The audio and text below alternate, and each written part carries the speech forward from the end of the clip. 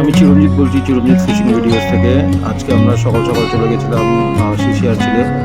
আর নারকেল বাগানের দিকে একটা দুটো কাতলা মাছ খেয়েছে, কিন্তু গোটা পুকুরেই সিট হয়েছে এবং মোটামুটি পুকুর ফুল।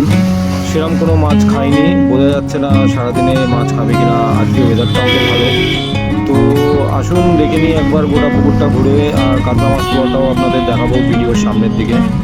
সো মিউজিক এনজয় করুন, কিপ ওয়াচিং, আর সাবস্ক্রাইব করুন, কমেন্টস করুন আপনাদের যদি কোনো কমেন্টস থাকে।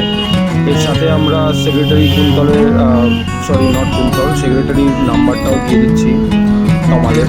তো আপনাদের যদি সিসিআরের বসার ইচ্ছা থাকে বা কোনো রকম খবরাখবর চান, তো তমালকে